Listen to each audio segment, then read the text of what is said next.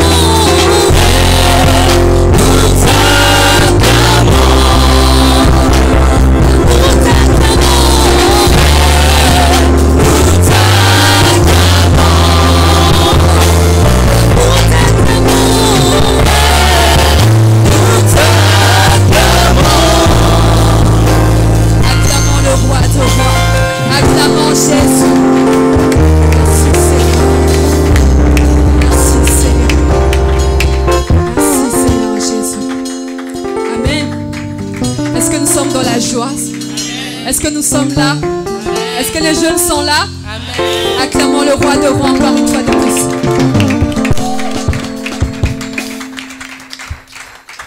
Nous allons encore louer un petit moment notre Seigneur.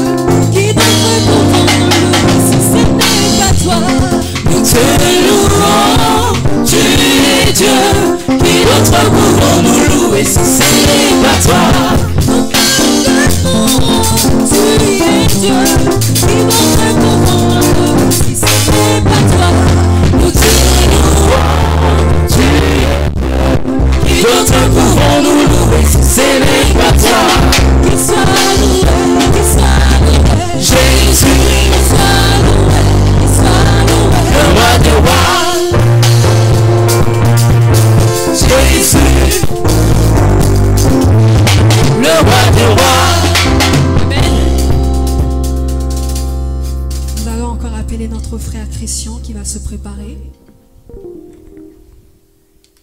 Le frère Christian. Acclamons Dieu.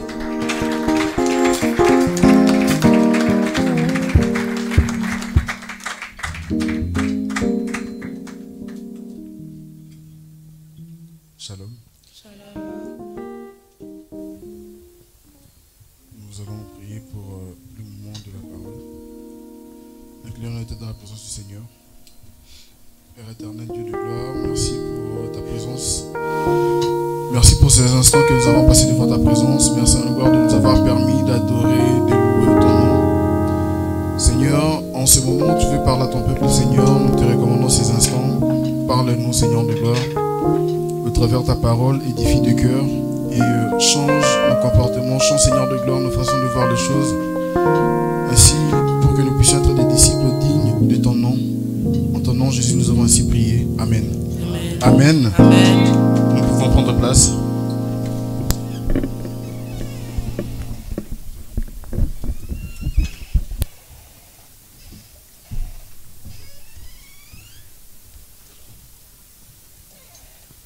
Une fois de plus, je vous salue au nom de Jésus.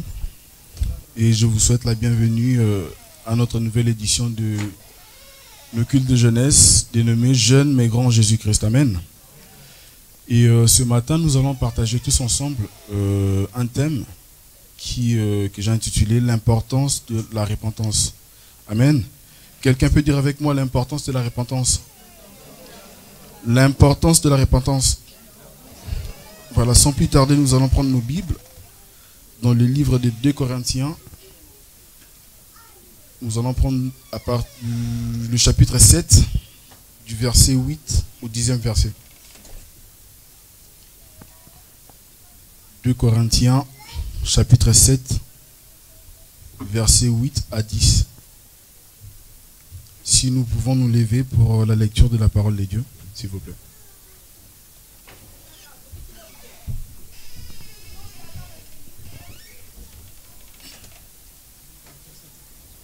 « 2 Corinthiens 7, 8, du verset 8 à 10.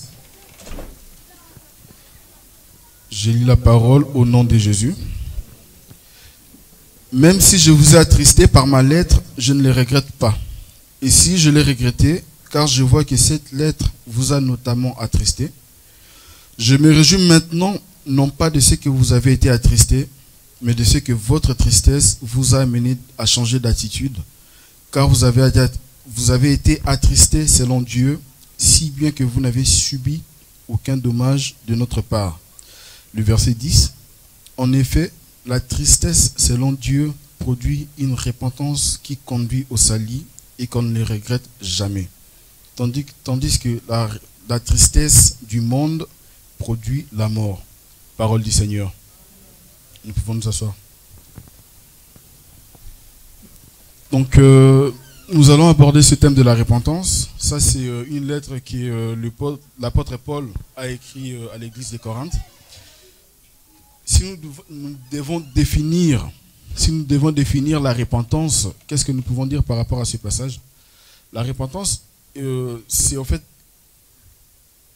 un changement d'attitude radical qui est dû à une sincère reconnaissance, à un sincère regret par rapport à quelque chose qu'on reconnaît comme étant un mal, une chose qui n'est pas digne, une chose mauvaise qu'on faisait, que ce soit dans le langage, dans l'attitude, dans le comportement, dans la vie quotidienne, dans une décision ou par nos agissements.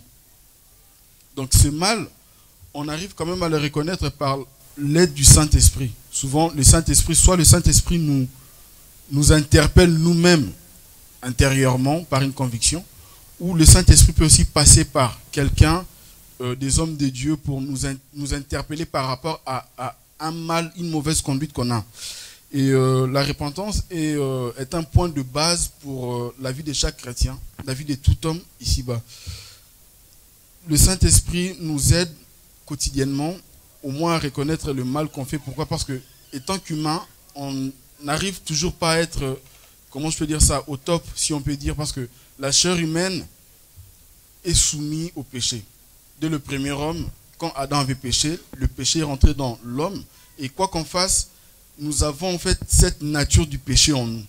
Jésus nous a libérés, bien sûr, certainement, mais Jésus nous a libérés. En étant quand même dans ces corps, il peut arriver qu'on puisse tomber dans un péché, et d'où l'importance de la repentance pour que nous puissions arriver à renouer encore les relations avec Dieu. La repentance, par définition, on peut dire c'est le fait de confesser, de reconnaître d'abord. On reconnaît quelque chose comme étant un mal, on confesse, et non seulement on s'arrête là, on va plus loin, on doit se détourner. La repentance prend vraiment son sens lorsqu'on se détourne et on laisse la chose dont on nous a reproché, dont le Saint-Esprit nous a reproché être comme un mal. Parce que si on s'arrête juste à confesser, à reconnaître et à confesser, et qu'on ne se détourne pas, le lendemain on va encore retourner sur la même chose.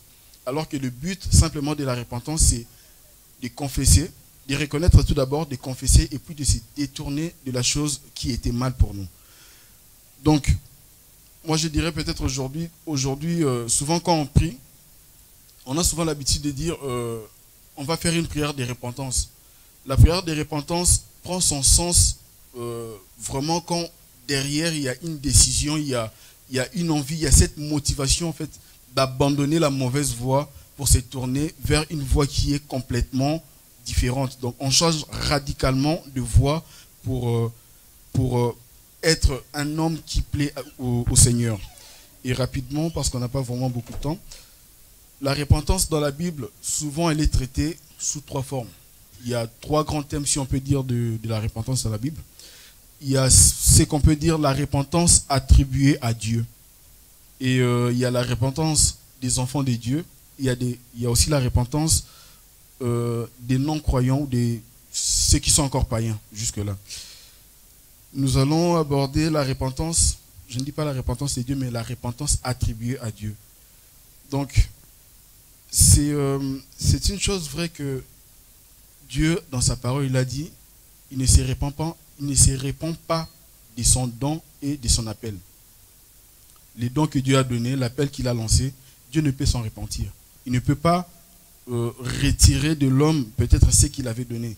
Il a donné la royauté par exemple à Saül. Saül, même si Saül avait péché, Dieu l'avait rejeté, mais Dieu n'avait pas rejeté l'appel de Saül en tant que roi d'Israël. Et jusqu'à la mort de Saül, David a honoré Saül comme un appelé de Dieu. Pourquoi? Parce que Saül, quand il est mort, on voit les ennemis arriver. Saül lui-même a demandé à un jeune homme, il a dit, tue-moi avant que ces incirconcis ne viennent me tuer. Et quand ce jeune homme a rapporté la nouvelle à David, David a pleuré, mais après ça, David s'est ressaisi, il a dit, qui t'a permis de toucher à loin de Dieu? Donc Dieu ne se répand pas de son appel et de ses dons. Ça, c'est vraiment un point qu'on doit comprendre. Et dans la Bible, on traite aussi, je crois dans Genèse, on dit Dieu s'est repenti d'avoir créé l'homme. Alors souvent, ce passage crée certaines confusions. On dit, mais comment est-ce qu'on dit Dieu ne se répand pas, mais Dieu s'est repenti d'avoir créé l'homme? Amen. Est-ce qu'on me suit? Comment est-ce que Dieu qui ne se répand pas s'est repenti d'avoir créé l'homme? Dieu ne s'est pas repenti d'un appel ou de quelque chose qu'il a donné. Il ne s'est repenti ni de son appel, ni de son don. Il s'est repenti au fait de sa créature. Il n'avait pas donné, mais il avait créé. Il avait créé quelque chose. Et vu que cette créature commençait toujours, son cœur s'attachait toujours vers le mal, Dieu s'est repenti d'avoir créé. Donc Dieu a eu mal dans son cœur. Dieu a regretté. Donc parce que lorsqu'on a parlé de la repentance tout à l'heure, on a parlé que c'est d'abord le fait de reconnaître et de confesser. Lorsqu'on reconnaît, on regrette aussi que ce que j'ai fait, c'était pas bien. Donc la repentance commence tout d'abord par un regret intérieur, un vrai regret interne qui soit sincère, que l'homme reconnaît, là j'ai faussé, là j'ai pas bien marché et j'ai pas vraiment plu à Dieu. Donc la repentance dans ce sens était vraiment pris plus comme un regret. Dieu avait regretté, parce qu'il y a même d'autres versions qui disent Dieu regretta d'avoir créé l'homme. Mais c'est pas que Dieu se détourne, Dieu commence à se repentir comme nous les hommes, on doit se repentir en abandonnant le mal, parce qu'en Dieu il n'y a aucun mal. Amen. Et Dieu peut se repentir aussi du mal qu'il inflige à son peuple. Il regrette le mal qu'il inflige à son peuple. Plusieurs fois dans la Bible, surtout dans l'Ancien Testament, on voit des passages où on nous dit que Dieu a regretté, il a eu mal. Pourquoi est-ce qu'il avait frappé son peuple? Mais pourquoi est-ce qu'il avait frappé le peuple? Il a frappé le peuple parce que le peuple s'est détourné de lui. quand le peuple part loin de Dieu, le Seigneur envoie les messagers viennent, ils répètent le message tout le temps, et lorsque le peuple n'écoute pas, Dieu frappe. Mais Dieu frappe dans un but, afin que le peuple qui s'est éloigné de lui se répande et revienne sur la voie du Seigneur.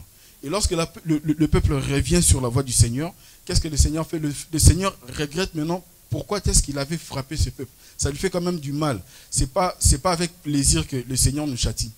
Vous voyez? Comme la Bible dit, c'est comme un père qui aime ses enfants, il les châtie pour leur bien. Amen. Donc voilà, Dieu en tout cas, on ne peut pas mettre la repentance attribuée à Dieu au même degré, au même niveau que la repentance que nous les hommes, nous devons faire. Amen. Et nous allons traiter le deuxième point, la repentance des non-croyants ou des païens.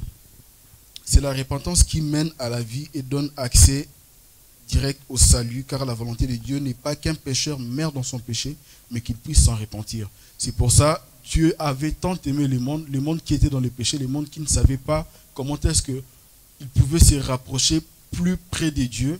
Dieu, dans Jean 3,16, le Seigneur dit, car Dieu a tant aimé le monde qu'il a donné son Fils unique, afin que quiconque croit en lui ne périsse point, mais qu'il ait la vie éternelle. Avant, nous ne connaissions pas Dieu. Avant, on menait une vie à notre aise, comme nous le voulions. Mais le Seigneur, par sa grâce, a envoyé son Fils pour que le péché qui était rentré dans le monde puisse trouver, comment je peux dire, quelqu'un, l'agneau de la rédemption, comme la Bible l'appelle. L'agneau de la rédemption, c'est lui qui va venir pour ôter le péché du monde. C'est comme ça que Jean-Baptiste s'est exclamé quand il a vu Jésus. Voici l'agneau de Dieu qui vient pour ôter le péché du monde. Amen. La repentance des non-croyants ou des païens, c'est justement de croire en fait à la puissance de Jésus, de croire que Dieu existe et surtout de se repentir, d'abandonner leur mauvaise voie. C'est pour ça, des fois, une fois j'ai entendu dire que la qualité du message qu'on donne à un païen détermine la qualité du croyant, du chrétien, du bon chrétien qu'il sera après. Si on prêche à quelqu'un la repentance pour abandonner ses péchés, la personne comprend que je ne viens pas à Christ pour avoir la bénédiction. Je ne viens pas en Christ pour avoir la voiture. Je ne viens pas en Christ pour avoir des enfants. Je ne viens pas en Christ pour quoi que ce soit. Mais je viens en Christ pour que j'abandonne mes péchés et que je puisse avoir la vie éternelle. Parce qu'après cette vie, il y a une autre vie. Et où est-ce que nous allons passer cette vie? En enfer ou au ciel? Maintenant, le but du message de la repentance vers les non-croyants, vers les païens, c'est justement fait de leur dire que avec cette vie que nous menons, si on ne croit pas en Jésus-Christ, parce que Jésus est la seule porte qui mène au ciel. Or qu'en Jésus, il y a une marche à suivre, il y a une sorte de sanctification, de sainteté qu'on doit observer justement pour accéder au ciel.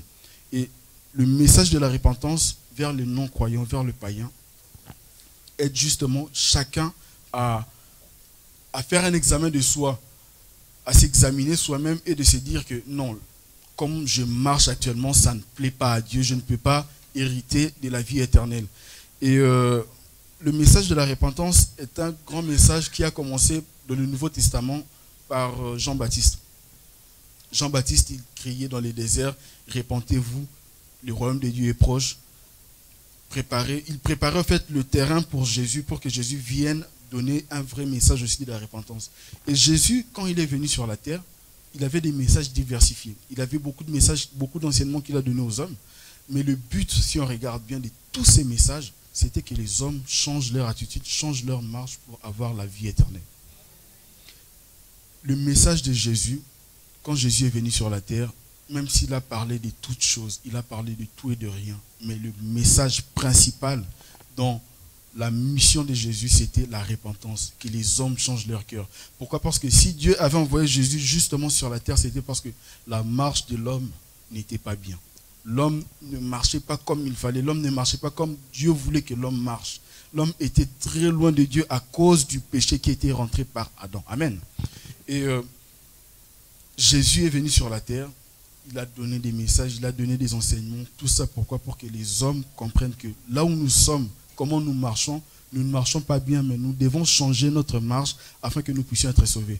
Et même quand Jésus est parti, les apôtres sont restés, le Saint-Esprit est venu, on voit l'impact de la première grande évangélisation dans la Bible.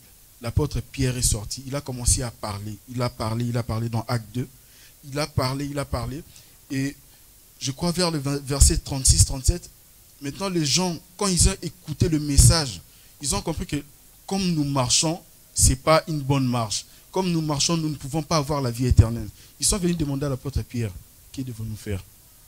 Qu'est-ce qu'on doit faire justement pour avoir cette vie éternelle?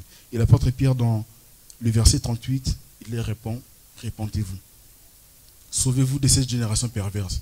La génération perverse, ce n'était pas juste à l'époque de l'apôtre Paul, la génération perverse, c'est jusqu'aujourd'hui. Et si on regarde ce qui s'est passé peut-être à l'époque, comparé à aujourd'hui, aujourd'hui c'est encore bien pire qu'avant. Et le message de l'apôtre Paul, c'était répentez-vous, sauvez-vous. Sauvez-vous de cette génération perverse. Ce qui se passe aujourd'hui, la légalisation de beaucoup de choses, on voit, excusez-moi peut-être des termes, on voit des pédophilies, des zoophilies, toutes ces choses, toutes ces mauvaises choses. Aujourd'hui, c'est que la génération est perverse, très mauvaise. Et quand il dit sauvez-vous, c'est afin de venir en Christ pour faire autrement, pour ne pas marcher justement comme tout le monde marche. Et ce qui est important dans la repentance des non-croyants, c'est que c'est le message qu'on doit donner. C'est vraiment le message qu'on doit donner à quelqu'un qui ne croit pas en Jésus pour qu'il puisse croire en Jésus. Venir en Christ, on peut avoir des bénédictions, c'est vrai, parce que la bénédiction est attachée à toute personne qui respecte la parole de Dieu. Il n'y a pas photo. Pour ça, il n'y a pas photo. Quand tu respectes la parole de Dieu, même si les épreuves viendront, même si les vents et la tempête soufflera, mais c'est lui qui marche fidèlement à la parole de Dieu, les points confus. Amen. Et la repentance, pour les non-croyants, c'est la mission que le Seigneur a donnée. Je crois les trois premiers livres, il y a les trois premiers livres des évangiles. Vers la fin, on raconte comment est-ce que Jésus, quand il montait, ce qu'il a dit. Il a dit, allez dans le monde et faites de toutes les nations mes disciples. Faites de toutes les nations mes disciples. Comment est-ce qu'on va faire des nations les disciples de Jésus? C'est en leur prêchant que Jésus, il a une manière de faire les choses. Marcher en Jésus, c'est comme ça. Et comment vous marchez, ça ne correspond pas. Il faut vous repentir. Donc, il faut abandonner comment est-ce que vous marchez selon vous pour marcher justement selon les critères de Jésus. Et c'est par là maintenant qu'on peut parler de l'accomplissement en fait, de la mission que Jésus nous a donnée. Amen. Les miracles peuvent être aussi un moyen d'évangélisation, comme on dit. Parce que quelqu'un qui ne croyait pas en Dieu, il voit quelque chose, quelqu'un qui était mort par exemple, il est ressuscité par la puissance du Christ. Quelqu'un qui était malade, qui était par exemple séropositif, il souffrait du sida, par la puissance de Jésus, il est guéri. C'est bien, c'est très bien. La personne croit en Jésus pour ce qu'il a vu. Mais le plus important, c'est de lui faire comprendre qu'on ne vient pas à Jésus pour ce qu'on voit, pour les miracles qu'on a vus, mais on vient à Jésus pour changer de vie et avoir la vie éternelle. Amen. Donc voilà. Et maintenant, nous allons voir la repentance des croyants ou des enfants de Dieu. Souvent dans la Bible, on a parlé de la repentance quand Dieu faisait des appels à la repentance. Dans l'Ancien Testament, il appelait ses enfants à se repentir, à se détourner de leur mauvaise voie pour suivre, pour revenir sur la bonne voie et continuer. Et aujourd'hui, souvent, la repentance des croyants ou des enfants de Dieu est très très négligée, surtout par les serviteurs. Surtout par les serviteurs. Pourquoi? Parce que des fois on pense que le fait d'être repenti, d'avoir cru à Jésus, nous a, comment je peux dire ça, lavé automatiquement de tout péché. Donc c'est-à-dire même si je pêche là maintenant, je n'ai pas besoin de demander pardon parce que je suis enfant de Dieu. Non, c'est pas ça. Même étant enfant de Dieu, on doit se repentir. Même Jésus lui-même donne comment je peux dire ça, le schéma de prier à ses disciples. Quand il lui a demandé comment on doit prier, il a dit: Notre Père qui es aux cieux, que ton nom soit sanctifié, que ton règne vienne, que ta volonté soit faite sur la terre comme au ciel. Pardonne-nous nos offenses. Jésus n'a pas ignoré l'importance du pardon, de demander pardon dans nos vies, même étant chrétiens. Et aujourd'hui, souvent, ce qui a causé la chute de beaucoup de gens dans la vie chrétienne, c'est justement parce qu'ils ont laissé un seul péché. Un seul péché sans se repentir, sans abandonner réellement ces péchés-là. Et un péché non repenti, un péché dont on ne se repent pas, c'est comme une porte ouverte au diable.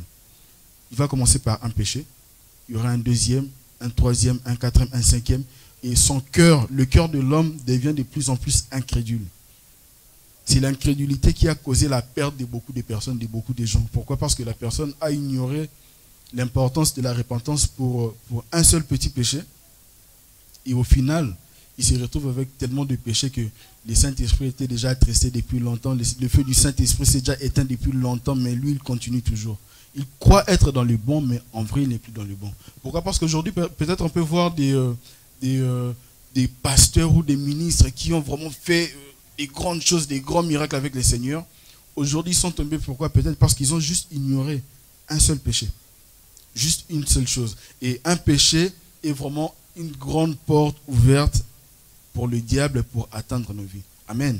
C'est pour ça, la vie de sanctification dont on parle souvent, la vie de sanctification n'est pas, comment je peux dire ça? C'est une vie où on a pour objectif zéro péché. Mais tant qu'on a le corps humain, ça peut arriver. Ça peut arriver que sous la colère, peut-être par exemple, on pêche. Ça peut arriver que sans le vouloir, on pêche. Et même par nos pensées, Jésus dit, c'est lui qui, dans ses pensées, il convoite une femme, c'est comme s'il a déjà couché avec la femme. Donc même par nos pensées, on peut pécher. Et lorsqu'il y a des mauvaises pensées, par exemple, qui arrivent, le mieux à faire, c'est de se repentir, de venir, de demander pardon. Seigneur, voilà, mon cerveau a développé une mauvaise pensée, je te demande pardon. Et je m'engage, par contre, à ne plus retomber dans la même erreur. C'est ça la repentance des croyants, nous, enfants de Dieu, si on peut dire. Jésus n'a pas ignoré l'importance de demander pardon lorsqu'on pêche. Donc, étant croyant, étant chrétien, on ne peut pas ignorer justement cette importance de la repentance. D'accord? Amen. Et on parle de la repentance. On aimerait bien savoir maintenant justement comment arriver justement à se repentir. On va lire rapidement dans 2 Chroniques, le chapitre 7, du verset 11 au verset 16. 2 Chroniques, chapitre 7, du 11e au 16e verset.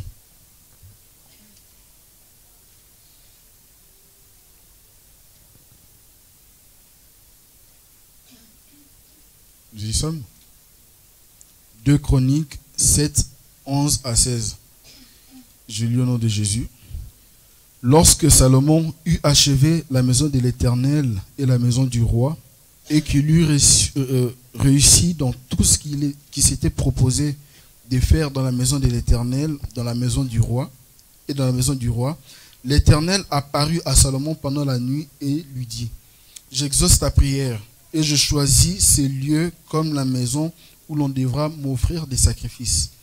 Quand je fermerai le ciel et qu'il n'y aura point de pluie, quand j'ordonnerai aux sauterelles à consumer le pays, quand j'enverrai la peste parmi mon peuple, si mon peuple, sur qui est invoqué mon nom, s'humilie, prie et cherche ma face, et se détourne de ses mauvaises voies, je l'exaucerai des cieux, je lui pardonnerai son péché, et je guérirai son pays. Mes yeux sont désormais ouverts, seront ouverts désormais, et mes oreilles seront attentives à la prière faite en ces lieux. Et le verset 16, maintenant je choisis et je sanctifie cette maison pour que mon nom y réside à jamais, et j'aurai toujours mes yeux, j'aurai toujours là mes yeux et mon cœur. Amen. Dans ces chapitres, le verset qui nous intéresse le plus, c'est le verset 14. Si mon peuple sur qui est invoqué mon nom s'humilie, prie et cherche ma face et se détourne de ses mauvaises voies, je l'exaucerai du haut des cieux. Ici, c'est l'entretien de Dieu, entre Dieu et Salomon après la dédicace du temple et après que Salomon eut achevé la maison royale. Dieu dit ceci: lorsque je fermerai le ciel et qu'il n'y aura point de pluie. C'est-à-dire, c'est une sorte de punition, c'est une sorte de dire que voilà, lorsque je frapperai mon peuple, lorsque j'enverrai quelque chose, un tourment à mon peuple, lorsque j'enverrai la peste à mon peuple, si ils font ces 4 choses qu'on vient de lire, le Seigneur, Dieu des cieux, exaucera leur prière. Alors, si on peut juste regarder maintenant les 4 points un peu plus en profondeur, on parle d'abord de l'humilité. C'est la première des choses pour commencer l'étape de la repentance. Parce que un orgueilleux, par exemple, quelqu'un qui est orgueilleux, nous savons tous les orgueilleux comment ils sont. Tu peux venir lui dire que ça c'est la couleur rouge. Il va te dire non, c'est pas rouge, c'est orange. Pourquoi? Parce que dans son cœur, c'est lui toujours qui a raison. Il n'a jamais eu tort. Alors que l'humilité, justement, te permet de reconnaître que non, là je suis en erreur. Là c'est comme il dit, c'est vrai, je suis en erreur, j'ai pas raison. Et lorsqu'on reconnaît justement sa faute, on reconnaît justement, entre guillemets, sa culpabilité, c'est là maintenant qu'on arrive à, comment je peux dire ça? C'est là qu'on arrive à revenir vers Dieu pour justement chercher sa grâce et son pardon. Parce que quelqu'un qui est orgueilleux, il ne peut pas venir demander pardon à Dieu pour un péché qu'on lui reproche. Même s'il est dans un péché depuis combien de temps, même si on vient lui dire que frère, ce que tu fais, c'est pas bien. Frère, ce que tu fais, c'est mal. Sœur, arrête ça. Tant que l'orgueil est dans son cœur, il ne va pas s'en repentir. Il va toujours rester sur sa position. Mais vous me dites que c'est pas bien. La Bible dit ceci. La Bible dit cela. Il y a même une fois, j'ai entendu, je crois que c'était par l'apôtre Michel, un frère dans un bus qui dit, il parlait de sa fiancée ou quelque chose comme ça. Il avait 2 femmes, je crois. Et il dit, Dieu lui-même savait que ça allait être comme ça. Donc quelqu'un qu'on lui reproche, frère, tu fais mal les choses, tu ne marches pas selon Dieu, il dit que Dieu lui-même savait que ça allait être comme ça. Il commence à chercher des versets bibliques pour essayer de couvrir son mal. Non. Lorsqu'on est humble, lorsqu'on s'humilie, lorsqu'on a l'humilité, c'est là qu'on arrive à reconnaître que là je suis en tort, je ne marche pas bien et que je dois changer ma position. Amen. Et la Bible continue, dit, si mon peuple prie. Tout à l'heure à l'introduction on avait dit, c'est d'abord la reconnaissance et la confession. Les 2 premières étapes pour la repentance. La reconnaissance et la confession. Donc la reconnaissance, on retrouve dans l'humilité parce que lorsqu'on est humble, on reconnaît qu'on est dans une erreur. Et maintenant, la confession, c'est aussi dans la prière. Parce que on vient, on commence à prier à Dieu, on dit Seigneur, je reconnais, je suis fautif. Regarde, je ne me suis pas bien comporté, je me suis éloigné de ta présence, je n'ai pas vraiment fait les choses comme il le fallait. Et c'est dans la prière qu'on arrive à demander pardon au Seigneur. On lui demande pardon, Seigneur, pardonne-moi. Je m'humilie devant ta présence. Pardonne-moi pour la mauvaise marche que j'ai eue. Pardonne-moi pour l'égarement que j'ai eu. Et c'est pendant la confession que les Seigneurs nous lavent et nous purifient. Actuellement, en fait, nous, dans la nouvelle alliance, par le sang de Jésus, Dieu merci, on n'a plus besoin d'immoler un agneau pour avoir la purification de nos péchés. Amen. Dans 1 Jean 1,9, la Bible dit, si vous confessez vos péchés, le Seigneur est juste et fidèle pour vous pardonner. Amen. Donc c'est dans la confession que nous avons la purification, que le Seigneur nous lave et enlève le péché et l'iniquité qui était collé à notre peau à cause de notre marche. La Bible continue, si mon peuple cherche ma face. Dieu dit, si mon peuple cherche ma face. Donc la recherche de la face de Dieu n'est que la continuité de la prière. Parce qu'on prie, mais on reste aussi dans la présence de Dieu. On prie et on continue à demeurer dans sa présence et on continue à faire les choses comme le Seigneur veut que nous puissions le faire. Amen. On aurait pu peut-être s'arrêter là juste dans la prière ou continuer à chercher la face de Dieu. Mais si on regarde bien la repentance, comme on a dit, c'est détourner. Alors que confesser et prier ne font pas que la personne se détourne de son mal. Et si on regarde bien, la Bible dit, si mon peuple sur qui est invoqué mon nom s'humilie, prie et cherche ma face. Normalement, quand on met un E, c'est pour finir une citation. Mais il y a encore un autre E qui dit, et se détourne de sa mauvaise voie. Les 3 premières choses sont entre, parce que ce sont des choses théoriques. Ce sont des choses qu'on doit appliquer, on va dire, dans notre psychologie, dans notre prière, dans notre vie de prière. Mais la dernière est la chose qu'on doit faire maintenant physiquement. C'est-à-dire, Si mon peuple se détourne de ses mauvaises voies, tu as reconnu que tu es dans le péché, c'est bien. Tu as prié pour demander pardon au Seigneur, c'est bien. Tu continues toujours à demeurer dans la présence du Seigneur, c'est bien. Mais tant qu'on ne se détourne pas de cette mauvaise voie, la repentance n'a pas vraiment de sens. La repentance prend tout son sens lorsque nous arrivons justement à abandonner cette mauvaise voie. On arrive à avoir un changement, on va dire, radical.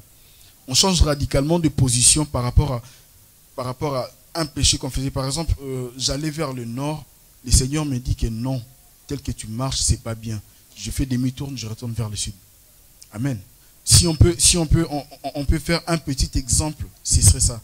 La repentance ne se limite pas à reconnaître, à prier, à demander pardon. Parce que des fois, on vient à l'église, on voit des gens, on dit, on va faire une prière de repentance. La personne prie, la personne pleure, la personne se jette par terre.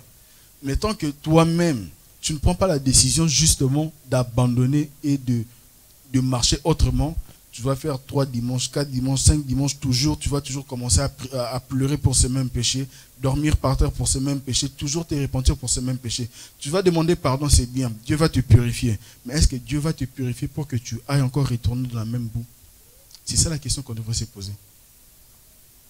La repentance nous pousse justement à éviter de retourner dans la même boue qu'on était lorsqu'on a demandé pardon au Seigneur.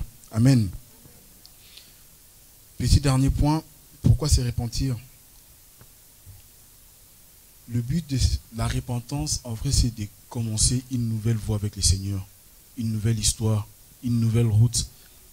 Réécrire les choses autrement, refaire les choses différemment. Pourquoi? Parce que lorsqu'on marchait tout seul, on était selon nous, mais lorsqu'on se répand, justement, on vient devant le Seigneur avec toute humilité. On dit, Seigneur, regarde, là je reconnais que j'étais dans une mauvaise voie. Là, je reconnais que j'ai mal fait les choses. Maintenant, moi-même, je ne sais pas comment me guider. Je ne sais pas comment marcher. Tout ce que je veux, c'est que toi, tu me conduises pour que je puisse arriver jusqu'à l'endroit où toi, tu veux que je puisse arriver. C'est ça le vrai but de la repentance. Et la repentance, en nous, souvent, produit 2 choses. La foi et la fidélité. Pourquoi? Parce que dans la Bible, il y a 2 personnes qui... leur histoire m'a vraiment beaucoup touché, m'a beaucoup intrigué. C'est Job et David.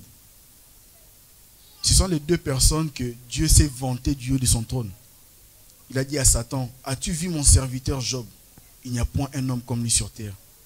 Lorsqu'il a envoyé pour qu'on puisse oindre David, il a dit, j'ai rejeté Saoul, j'ai trouvé un homme selon mon cœur. Ce sont 2 affirmations que Dieu se vante lui-même de la personne. Mais lorsqu'on regarde bien la vie de ces 2 personnes, c'était des personnes qui étaient promptes à aller demander pardon au Seigneur lorsqu'ils étaient en faute. David n'a pas regardé sa royauté pour porter un sac, pour se recouvrir de cendres et dormir par terre pour demander pardon au Seigneur. Pourquoi? Parce qu'il avait péché en prenant la femme d'une autre personne. Job, à chaque fois que ses enfants sortaient et revenaient, il prenait ses enfants, il les sanctifiait, il demandait une prière pour que le Seigneur les pardonne. Si Job pouvait le faire pour ses propres enfants, c'est-à-dire que pour lui-même, c'était une coutume. Donc, ce que moi, je pourrais nous exhorter ce matin, ayons la vie de repentance comme une vie courante, une vie moderne. Pourquoi? Parce que à chaque fois, ça pourrait nous arriver souvent de tomber devant certaines situations, devant certaines choses. Mais la chose la plus importante, c'est quoi? C'est que nous puissions reconnaître cette mauvaise voie qu'on avait empruntée et que nous puissions justement retourner vers le Seigneur pour que le Seigneur nous guide comment est-ce qu'on doit marcher pour lui plaire et être dans les normes du Seigneur. Amen. Et je conclurai pour dire ceci. Comme je disais tout à l'heure, la repentance souvent est négligée par les serviteurs ou les croyants. Et surtout pour les serviteurs de Dieu, ce que je dirais, c'est dans Matthieu 7, 22 à 23. Matthieu 7, chapitre 22 à 23, la Bible dit, « Plusieurs me diront en ces jours-là, Seigneur, Seigneur, n'avons-nous pas prophétisé en ton nom? N'avons-nous pas chassé les démons en ton nom? Et n'avons-nous pas fait beaucoup de miracles par ton nom? Alors je leur dirai ouvertement, je ne vous ai jamais connu, retirez-vous de moi, vous qui commettez l'iniquité. » Le fait d'avoir le Saint-Esprit le fait d'avoir la manifestation des miracles, où lorsqu'on prêche, peut-être il y a la foule qui bouge, il y a l'onction et tout, ne nous exclut pas l'importance de la repentance. Pourquoi? Parce que là, le Seigneur dit, retirez-vous de moi, vous qui commettez l'iniquité. Or, l'iniquité, c'est pécher tout en sachant que nous sommes dans un péché. C'est vraiment ça un point fort. C'est-à-dire, ici, ils ont bien dit, nous avons fait des miracles, nous avons chassé des démons. Mais leur vie était une vie remplie d'iniquité. La repentance, c'est pour tout le monde. La repentance n'est pas juste quelque chose qu'on doit voir pour les païens qui sont de loin, les gens qui n'ont pas encore reçu Christ. Mais même pour nous qui sommes en Jésus, la repentance est très importante. Pourquoi? Parce que nous revenons vers le pied du Seigneur et nous nous humilions. Et Dieu dit dans sa parole, j'ai fait grâce aux humbles, mais je résiste aux orgueilleux. Que le Seigneur bénisse sa parole et que la repentance soit un mode de vie pour nous tous. Amen. Je vais appeler la sœur Gali. Amen. Sans plus tarder, je vais appeler notre présidente, la sœur Vanessa, qui va s'approcher pour continuer avec la deuxième partie. Acclamons pour le droit.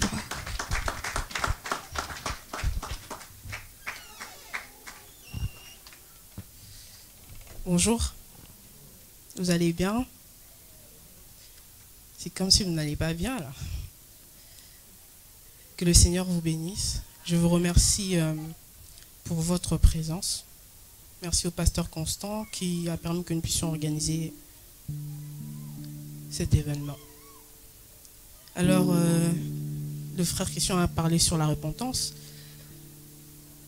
Moi aussi, j'allais parler sur la même chose, mais le Seigneur m'a poussé à parler sur la crainte. Rapidement, nous allons prendre nos Bibles dans le livre de Proverbes, verset 1, le chapitre 1, verset 7.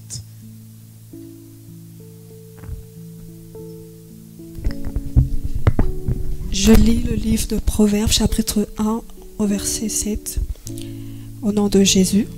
Proverbe de Salomon, fils de David, roi d'Israël, pour connaître la sagesse et l'instruction, pour comprendre les paroles de l'intelligence, pour recevoir des leçons de bon sens, de justice, d'équité et de droiture, pour donner aux simples du discernement, aux jeunes hommes de la connaissance et de la réflexion. Que le sage écoute et il augmentera son savoir. Et celui qui est intelligent acquerra de l'habileté pour saisir le sens d'un proverbe ou d'une énigme, des paroles des sages et de leurs sentences. Le verset 7. La crainte de l'Éternel est le commencement de la science. Les insensés méprisent la sagesse et l'instruction. Parole du Seigneur. Moi, je veux lire avec ma version. La crainte de l'Éternel est le commencement de la connaissance, autrement dit de la sagesse. Les insensés méprisent la sagesse et les instructions. Écoute, mon fils, l'instruction de ton père, et ne rejette pas l'enseignement de ta mère, car c'est un gracieux ruban pour ta tête. Je répète, la crainte de l'Éternel est le commencement de la sagesse. Les fous, les insensés méprisent la sagesse et l'instruction. Dans ce contexte, dans quelques textes de l'Ancien Testament, nous présentent Dieu comme un être colérique. Si je peux vous dire, nous qui sommes là, il nous est arrivé de nous mettre en colère, mais cela ne fait pas de nous de mauvaises personnes. Dieu parfois se met en colère contre nous parce que nous ne marchons pas bien. C'est pareil à la maison, quand nous conduisons mal, nos parents peuvent s'énerver contre nous. Moi, je peux juste donner mon exemple. Quand j'étais petite, je rigolais beaucoup. Pour rien, même pour une petite chose, je rigolais. Mais je me rappelle, je me suis fait tabasser par ma grande sœur avec un bâton. Et ça s'est cassé sur moi. Je ne sais pas si elle s'en rappelle. Et ça ne m'a pas empêché de l'aimer. Ça ne m'a pas empêché qu'elle soit mon exemple, par exemple. et ça n'a pas fait d'elle une personne dangereuse ou cruelle. C'était pour mon bien. Et je dirais, si le Seigneur nous exhorte à changer, à nous repentir, c'est pour notre bien. Aujourd'hui, si vous vous conduisez mal, pensez-vous que vous irez au ciel ou en enfer? L'Église n'aime pas qu'on parle de ça.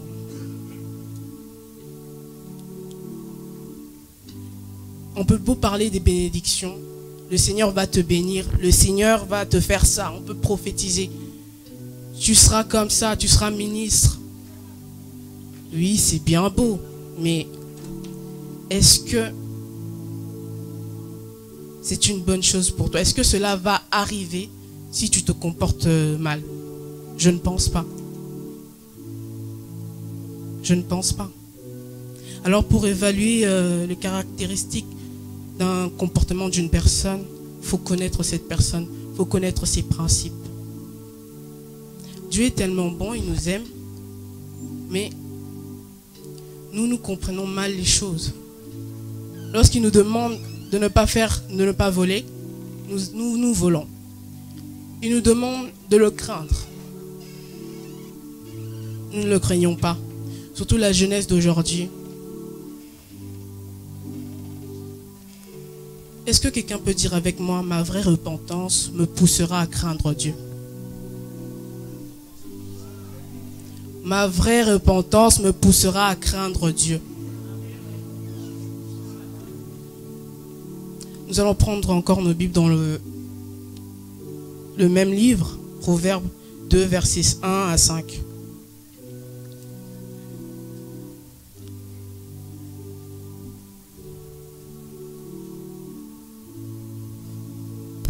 Le Proverbe chapitre 2, versets 1 à 5.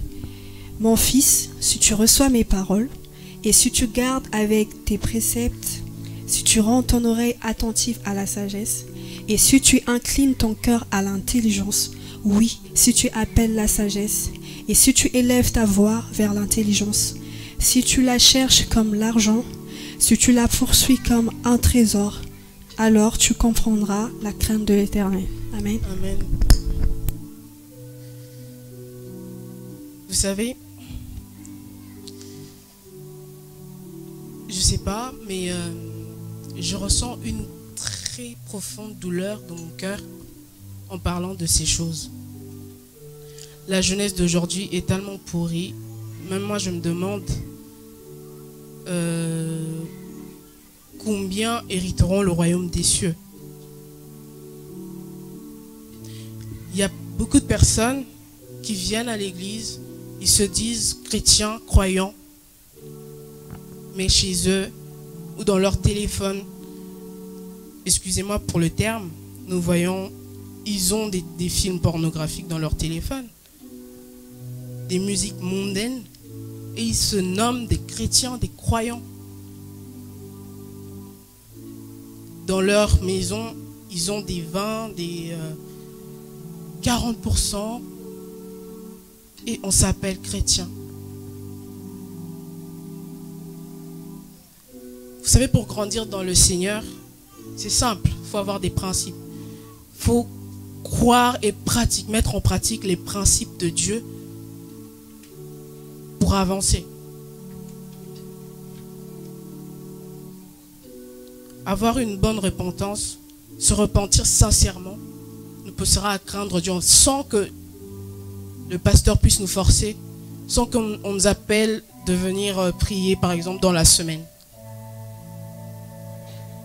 Craindre Dieu, c'est écouter les enseignements, mettre en pratique ce que le Seigneur nous demande. Aujourd'hui, nous avons beaucoup plus peur des hommes de Dieu.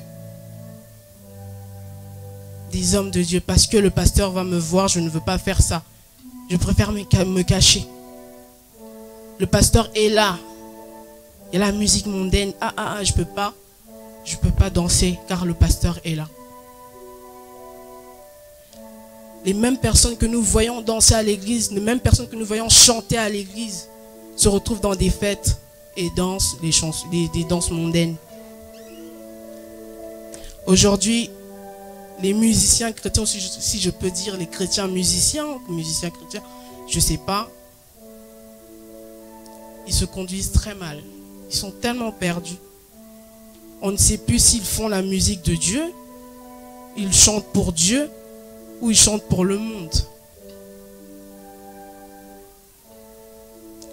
J'ai vraiment très mal au cœur, je ne sais pas. J'aimerais que le Seigneur puisse toucher ton cœur pour que tu puisses te repentir sincèrement. Même ceux qui nous suivent dans le monde. Beaucoup de personnes aimeraient être comme Papa Didier. Beaucoup de personnes envient le pasteur Constant, mais ne savent pas le prix qu'il a payé. On le voit juste, oui, il chante très bien. Il prêche très bien. Il a une très belle voiture. Il a une très belle maison. Mais ils ne savent pas quel prix il a payé. C'est la crainte de l'Éternel. La crainte de l'Éternel au commencement de la sagesse. Et la sagesse est une grande richesse que Dieu nous donne. Ceux qui sont sages ne craignent rien. J'ai bien dit ceux qui sont sages dans le Seigneur, pas dans le monde.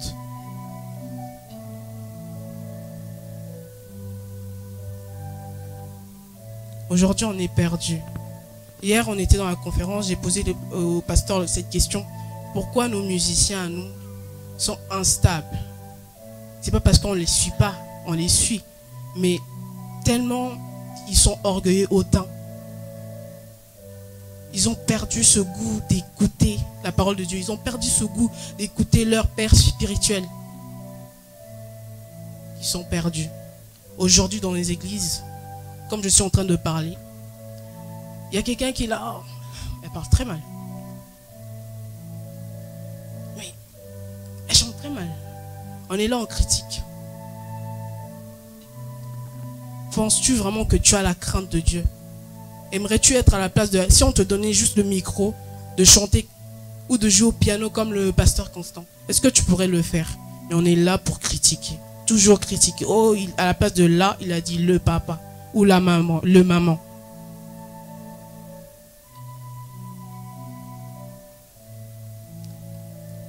Dire oh le Seigneur, il a dit la Seigneur. Non.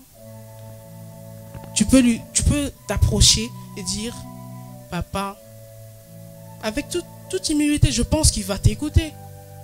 Mais pourquoi nous critiquons? Ça ne vient pas de Dieu, ça. Craindre Dieu, c'est respecter les principes. Le pasteur Constant, j'ai peur de lui, il va me voir danser, il va me voir prendre de l'alcool. C'est bien, mais il faut savoir que la personne qui l'a créé, il voit tout. Même si tu te caches dans ta chambre, sous ton lit, même si tu caches des choses dans ton téléphone, mais la personne qui a créé le pasteur Constant voit ça. Amen, amen. Est-ce que vous comprenez un peu ce que je dis? Excusez-moi, je suis vraiment attristé pour cela. J'aimerais que la jeunesse comprenne que Dieu a des principes. Nous devons craindre Dieu. Nous devons craindre Dieu. C'est pas que la jeunesse, hein. Toute l'assemblée, même ceux qui nous suivent. Nous avons invité, nous avons nos amis, nous avons des connaissances, nos frères qui ne croient pas en Dieu, mais c'est par notre comportement qu'ils vont accepter le Seigneur. C'est par notre comportement qu'ils vont craindre Dieu. Si auparavant, moi, j'étais têtu, si auparavant, j'étais colérique, et que je me rappelle très bien que je me battais beaucoup. Je me battais beaucoup et j'étais colérique. Ça pouvait venir d'un coup, je m'enflammais. Et je me battais beaucoup avec ma soeur. Mais s'il y a un changement, ou par exemple elle était dans le monde, elle voit que la soeur Vanessa elle a changé, ma soeur elle a changé, pensez-vous qu'elle va rester la même personne? Elle voudra aussi être comme moi. J'ai une sœur à moi. Elle, quand elle parlait, qui a mangé ma nourriture? Qui a mangé ma nourriture? On va dire, oh, c'est moi. Oh, cette personne aura, par exemple, excusez-moi, la diarrhée. Je vous dis la vérité, dans les heures qui suivaient, la personne avait la diarrhée. Elle parlait pas possible. Et ça se réalisait. Mais on s'est séparés. J'étais petite, je suis arrivée là. Quand je l'ai revue, elle me disait toujours au téléphone, oui, prie avec telle personne. Je ne comprenais pas, mais quand elle est venue, quand elle est arrivée en France, j'ai regardé la façon dont, j'aime bien parler d'elle, j'ai regardé dans la façon à se comporter, j'ai dit, waouh. Et elle m'a poussé, elle a affecté ma vie. Elle a vraiment affecté ma vie. Il faut savoir que le Seigneur nous aime. Nous devons vraiment craindre Dieu. Que le Seigneur vous bénisse.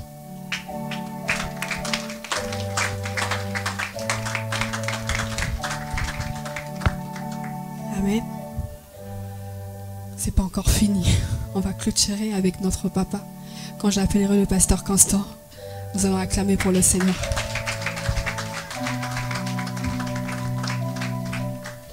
Merci pour la musique. Alléluia. Est-ce que nous sommes là? Je ne sais pas si tu ressens ce que moi je ressens aujourd'hui. Amen. La joie des parents ou d'un père ou d'une mère de voir son fils ou sa fille être dans la droiture et aussi parler de la part de Dieu. Si tu étais un père ou une mère de celui ou celle qui est passée ici, tu allais être dans la joie. Alléluia. Vrai ou faux?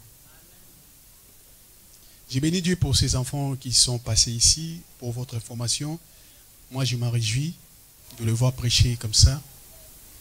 C'est le travail que nous avons apporté dans vos vies. Amen. Pour dire que ramenez vos enfants à l'église, ils seront comme eux aussi. Ça fait du bien. L'église joue un grand rôle dans la famille ou dans la société. Nous jouons la 4e éducation. Ces enfants sont venus trop petits. Je me souviens quand Christian, sa tante me l'a ramené à Raoni. Je me souviens quand il est arrivé en France, il m'a dit, pasteur, je n'ai rien à ramener à l'église. Prends cet enfant comme ton fils, je te le donne. Comme Samuel, on l'avait donné à l'église par sa maman. J'ai dit, bon, c'est pas grave, je prends. Et quand je l'écoute comme ça, parler de la part de Dieu, même Vanessa, je m'en réjouis totalement. Plus que leur père biologique, je vous dis. Je suis parti au pays, le père des chrétiens, c'est un pasteur aussi, un homme de Dieu, on s'est vu. Et on a parlé longuement. En fait, dans son image, je dis, papa, dans ton image, c'est un petit gamin que tu connaissais. Hein? Tu as cette image en toi. Mais c'est un homme responsable. Il part de la part de Dieu. Son père, il est dans la joie. Il m'a dit, papa, je te donne encore cet enfant. Donc, on me le donne encore 2 fois. Alléluia. Donc, pour moi, je suis dans la joie. Et je ferai aussi de même pour tes enfants qui sont là. Donc, voilà, ce sont des jeunes mais grands en Jésus. Des grands hommes dans des petits corps. Comme moi. Un grand homme dans ses petits corps. Ne vois pas ma taille, un grand homme est là. Alléluia. Et ils ont tellement dit des choses extraordinaires. C'est que j'aimais la vie de sanctification et la crainte de Dieu. C'est ça qui surpasse tout. C'est ça le but aussi de l'église EPV. Même notre père, moi, l'apôtre Alpha Lechman ne m'a pas vraiment forcé pour les bénédictions. Il nous parlait de la sanctification et de la crainte de Dieu. Tous les autres, les bénédictions vont nous suivre par-dessus. Alléluia. Parents, tu es là. Je t'en supplie, si nous lisons, on ne va pas lire parce qu'on a déjà lu, on court derrière le temps. Je leur avais dit, on va respecter les temps. Alléluia. Tout est parti sur les temps, même les enfants vont attendre tout à l'heure. Donc, comme c'est la journée de jeunesse, mais c'est réparti. Moi, j'ai que 15 minutes, même pas plus. Donc, si nous lisons dans Ephésiens 6, vous connaissez ce texte, Ephésiens 6, le verset 1 à 3, la Bible dit, je commençais d'abord par parler aux enfants et clôturer par les parents. Enfants, obéissez à vos parents selon les seigneurs, car cela est juste. Honore ton père et ta mère, c'est le premier commandement avec une promesse, afin que tu sois heureux et que tu vives longtemps sur la terre. Alléluia. Ça, je m'adresse aux enfants qui sont là dans l'assemblée. Lorsque Dieu a créé ce monde, dans le livre de Genèse, après sa création, Dieu commençait à léguer d'autres pouvoirs à d'autres créatures pour qu'ils continuent à faire la suite. Dieu pouvait créer tous, beaucoup d'hommes dans ce monde, laisser dans les quatre coins du monde des humains. Mais Dieu a créé seulement 2 personnes. Dieu aussi pouvait créer des poissons, des milliers de poissons d'un coup. Mais il a créé qu'une poignée de poissons. Il a donné aussi le pouvoir aux poissons de se multiplier. Ou encore aux eaux de pouvoir produire encore des multiples ou des milliers de poissons. Il pouvait aussi créer les arbres partout dans le monde. Il avait créé. Mais pour la continuité, il a donné l'ordre à la terre. Il a dit que la terre produise de la verdure. Donc chacun a sa mission. Et ici pour l'homme, Dieu a créé seulement 2 personnes. Il a donné le pouvoir aux hommes de pouvoir se multiplier. Et pour que l'homme continue à vivre avec cette bénédiction, Dieu a attaché l'homme, ou encore les enfants qui vont naître, ou qui vont être agendrés dans le ventre de ces parents-là, un pouvoir. Donc, il y a une liaison, ou encore, il y a un lien spirituel, bien entendu. Dieu a dit, enfant, obéis à tes parents pour que tu vives longtemps. Voyez, c'est une promesse de Dieu. Alléluia. Donc, depuis ce jour-là que Dieu avait prononcé cette parole, les enfants, tels que nous sommes là, nous sommes attachés. Nous sommes obligés d'obéir à nos parents. Enfant, tu veux vivre longtemps, le secret là, obéis tes parents. Obéis à tes parents, je dis. Je répète, obéis à tes parents. Qu'est-ce que nous voyons comme Sarah dit ici, la jeunesse d'aujourd'hui? Non, c'était Christian, pourru, même elle aussi, pourru, il a dit ça. Les jeunes ne respectent plus les parents. Nous qui sommes nés au pays là-bas, un père, même un passant, en fait, tu vois un papa dans la rue, tu le respectes comme ton père. Mais ici, ce n'est pas le cas. Tu vois un papa dans la rue, tu l'appelles monsieur. Messieurs, vous allez bien? Non, chez nous, c'est papa. Même si tu ne le connais pas, c'est un papa. Tu dois le respecter comme ton propre père. Chez nous, là-bas, tu fais une bêtise dans la rue, même un père, un passant peut te tabasser comme il se doit. Mais ici, on n'a pas droit. Donc, on touche.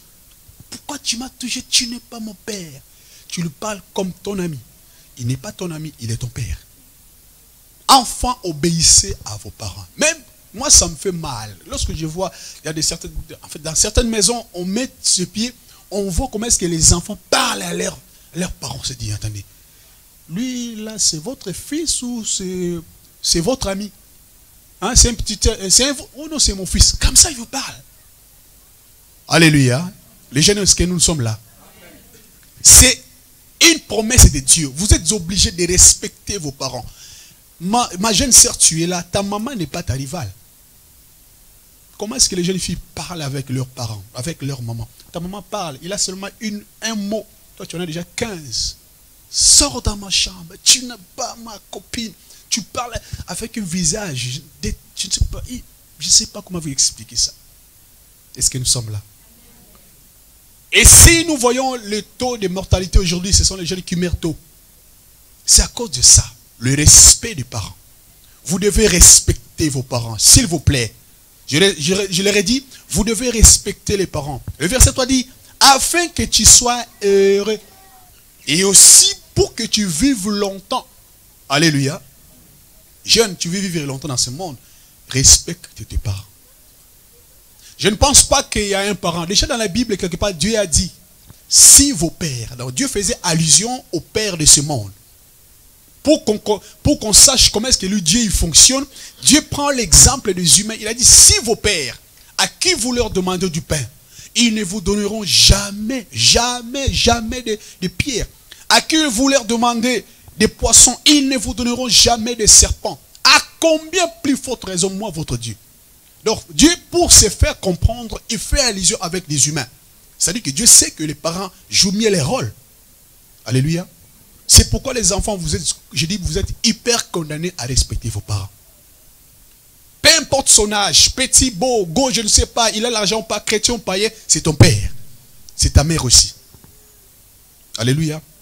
J'attire l'attention à vous de l'église, à vous qui me suivez dans les mondes, surtout les chrétiens. Vous voyez, moi, quand je vois ces jeunes parler de la part de Dieu, je me sens bien. C'est la suite de l'église. Nous allons passer et ils vont continuer à faire l'œuvre de Dieu. Qu'est-ce qu'on va léguer? Qu'est-ce qu'on va léguer un peu par la suite? Moi, quand je vois, je dis, Seigneur, merci au moins, je fais mon travail. Alléluia. Les enfants, s'il vous plaît, étant chrétiens ou pas chrétiens, respectez vos parents, vous allez vivre longtemps sur la terre, les hommes. C'est pourquoi beaucoup de jeunes meurent tôt. Le respect envers le supérieur ou le parent. Il soit ton père ou ta mère, tu dois du respect à ces papas-là. Alléluia. Et aussi les parents. Le verset 4 du chapitre 6 de l'Éphésiens dit: et vous, pères, n'irritez pas vos enfants, mais élevez-le en les corrigeant et en les instruisant, selon les seigneurs. L'instruction. C'est vrai, le parent, vous êtes là, vous m'entendez, vous qui avez des enfants déjà, et encore vous qui allez vous marier pour avoir des enfants, écoutez. Pour que ces enfants-là parlent comme ça, il a fallu de l'instruction et de l'éducation. Alléluia. On ne donne que ce qu'on a. Je répète, on ne donne que ce qu'on a. Vous êtes mariés, ce n'est pas moi qui vous a poussé à se marier. Ce n'est même pas Dieu, c'est vous-même, c'était votre choix. Et les enfants, ce sont le fruit du mariage, comme la Bible dit. Vous avez un rôle à jouer dans la vie de ces enfants-là. Ne les élevez pas, en fait, ne les élevez pas à les irritant, à leur faire du mal. Non, avec amour, élevez-les en les corrigeant. Ou encore, moi je dirais même, en les instruire. Donc, je vais parler de l'instruction. Vous avez un rôle à jouer dans l'instruction. Dans ce monde, j'ai toujours dit, il y a 4 sortes d'éducation. 1, l'éducation de la famille. 2, l'éducation de l'école. 3, l'éducation de la rue. Et 4, l'éducation de l'église. Mais la première éducation de base, c'est l'éducation de la famille. Si quelqu'un loupe cette éducation, c'est fini pour lui. Alléluia. Si nous voyons dans la rue des gens impolis, ou encore des hommes impolis, même des pasteurs impolis, ça a commencé chez eux à la maison. Quelqu'un avait dit tel père, telle mère. Et pardon, tel fils, tel père, telle fille, telle mère. C'est vrai. Et ça marche, je vous le dis clairement. Alléluia. Ça marche. Les enfants, moi j'ai toujours regardé mes enfants de fois mes petits. Ils font, en fait, ils récopient ce que les filles, ils font ce que leur mère parle des fois. Hier, on était dans la voiture, on faisait une petite course. Je vois ma petite fille, là, Rachel, deuxième, là. On a pris un virage comme ça. Ils sont partis tous comme ça. Hey! Il y a l'autre qui a dit, hey, pourquoi tu fais ça? Rachel a dit, allons, Wakuna. J'ai dit, hey! Donc, je ne pensais pas que cette fille, il dit, Wakuna. Je dis, mais comment est-ce qu'il a pris ça? Donc, avec l'air, on a dit, Wakuna. Donc, il a parlé à l'ingala. Je dis, mais où est-ce qu'il a appris ça? Ça ne vient pas d'en haut. Il a écouté chez nous à la maison. Alléluia. L'éducation de la famille. Papa, maman, s'il vous plaît, vous avez un grand rôle à jouer. Il n'y a personne qui peut le faire à ta place. Les enfants là, ce n'est pas moi, c'est ton choix. C'est toi qui as voulu qu'ils viennent dans ce monde. Tu as un grand rôle à jouer. Alléluia. Quand nous voyons des enfants aujourd'hui sous les immeubles et tout ça là. Moi je dis clairement, c'est pas et c'est ses parents, le parent. C'est les parents, moi je condamne, c'est les parents. Alléluia. C'est vrai, nous sommes en France, on dit que oui, c'est la France, c'est les enfants de la France. Non, ce sont d'abord tes enfants. Même si ils sont là, je crois qu'il y a aussi d'autres enfants qui sont chez eux à la maison. Lorsque ces enfants-là traînent sous les balcons, sous les immeubles, je pense qu'il y a d'autres aussi qui sont chez eux à la maison. Je vois rarement les enfants chinois traîner dans la rue comme ça, sous les balcons. Non, il n'y a que nos enfants à nous. Moi, ça me fait mal. Ça me fait trop mal. Vrai ou faux? Il n'y a que nos enfants qui traînent. Des natures, les Arabes et les Noirs, passez-moi l'expression. On fait la honte de la France. On fait la honte. C'est pourquoi on met tout le monde dans le même sac. Alléluia. Les parents, vous avez un rôle à jouer dans la vie de vos enfants. Vous devez les instruire comme les seigneurs et aussi les envoyer à l'école. Quelle éducation que nous allons léguer à nos enfants? Nous allons passer. Nous, aujourd'hui, nous sommes là. Hier, j'ai parlé avec je suis parti voir une famille ici. Maman qui était opérée, gloire à Dieu, il est là avec nous, maman Simone. On m'a dit, papa n'est pas là, il est parti assister dans un mariage coutumier. Et dans ces mariages coutumiers, vous allez remarquer qu'il y a quelqu'un qui parle, qui donne, en fait, qui garde la coutume des familles. Alléluia. La personne qui parle, je crois, elle aussi, lui aussi, ou elle a pu récupérer ça quelque part. Donc ça descend. Mais nous, qu'est-ce que nous avons laissé à nos enfants? Et en revenant hier, j'ai vu des parents, c'était vers 22h, 21h par là. Nous, on se précipite pour aller à la maison pour le culte, tout ça, pour se préparer à la maison. On est passé dans un gang, en fait, une boutique, hein, un exotique. On a vu des papas pleins avec leurs bières. J'ai dit, ma femme, mais regarde-moi, à 22h là, hein, ils sont tous là, mais qu'est-ce qu'ils font là avec leurs grosses bières? Comme ça, waouh, waouh, waouh. Mais là, j'ai dit, mais c'est pas Jésus. Et ils sont là, je pense qu'ils sont en couple, singleton. Mais leurs femmes, ils sont où? À la maison. Toi, papa, tu passes tous les jours dans un bar. Prends la bière, bière, bière. Mais qui va éduquer tes enfants à toi? Tu vas laisser quoi à tes enfants? De la bière. La bière. On les voit tous les jours avec des bières. Tu vois, ils vont au restaurant jusqu'à minuit, 1h du matin. J'ai dit, mais à l'heure actuelle, là, le papa, il est devant sa bière. Maman, elle est où? À la maison avec son téléphone. Parce qu'il va parler avec qui? Le mari n'est pas là. Elle est les téléphones, mais les enfants, ils vont être avec qui? Heureusement, il y a des jouets. Alléluia. Et heureusement, ils ont des jouets pour jouer. Sinon, ils sont délaissés à eux-mêmes. S'il vous plaît, le parent, je reviens. Vous avez un rôle à jouer. Alléluia. Je répète, vous avez un rôle à jouer. Donnez une bonne éducation à vos enfants. Poussez-les à faire l'étude. Poussez-les à aller encore plus loin, je dis bien plus loin, qu'ils aient à l'école, c'est très important. La France de demain, ce sont ces enfants-là. Et l'église de demain, c'est aussi eux.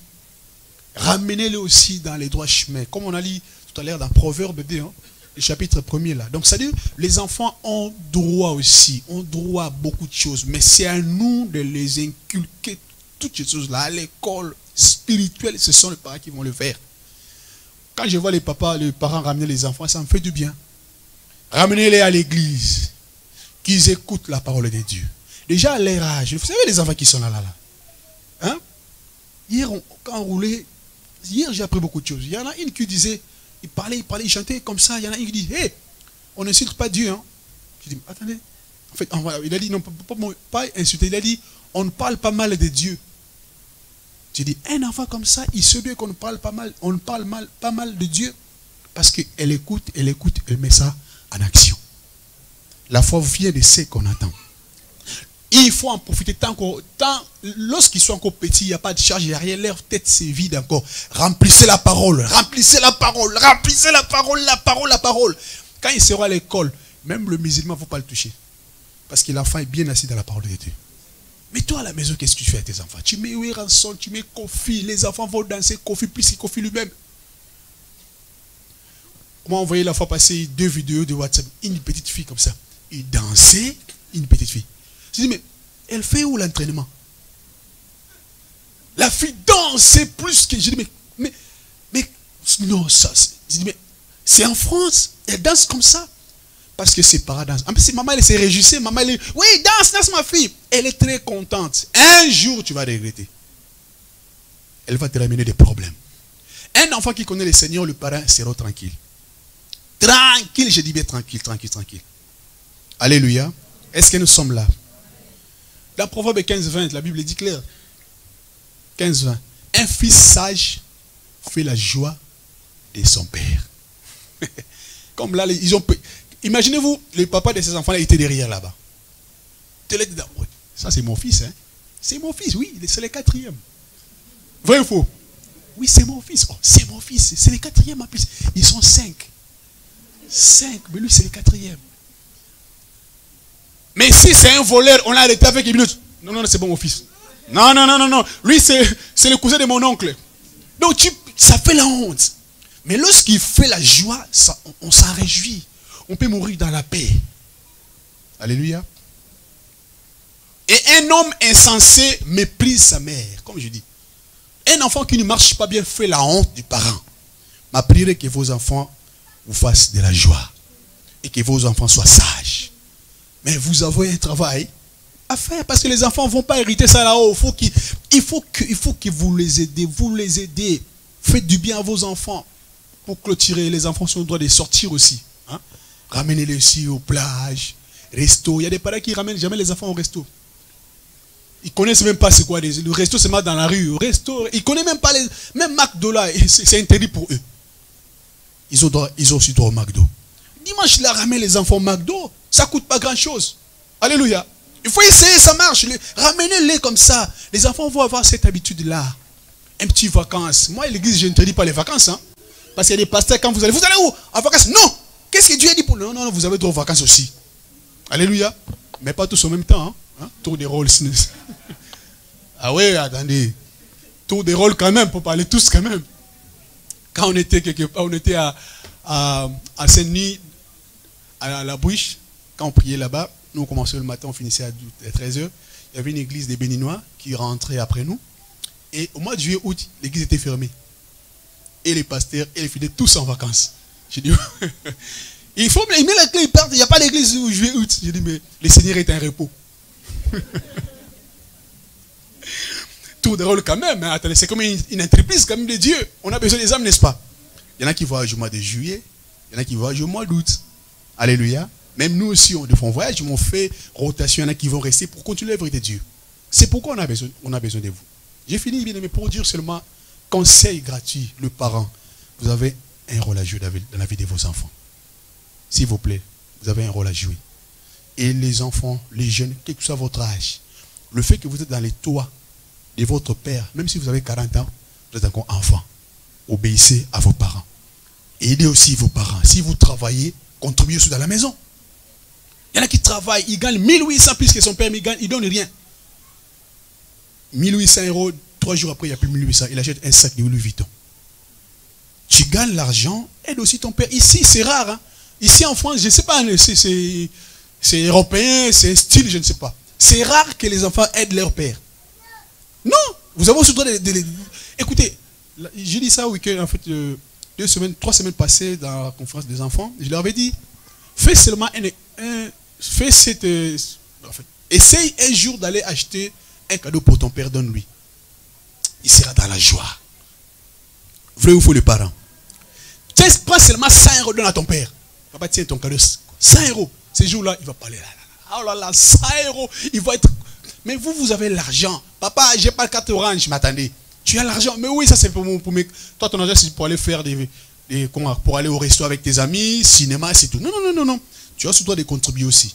À la maison, vous êtes 5, vous travaillez, dites, papa, c'est moi, c'est nous les enfants qui allons payer les loyers. Oh là là, ces jours-là, vous serez bénis. Faites-le aussi. Il y a des parents qui sont aujourd'hui, qui sont cloués dans des, comment on appelle ça, dans des maisons de retraite. Les enfants, ils ne mettent même pas les pieds.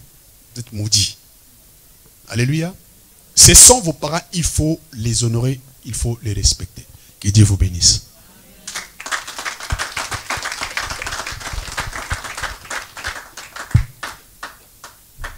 Amen. Est-ce que nous avons été bénis? Alors, je vais appeler l'apôtre Miché pour une courte prière et ensuite, nous allons appeler les enfants. On va prier. Béni soit les noms, béni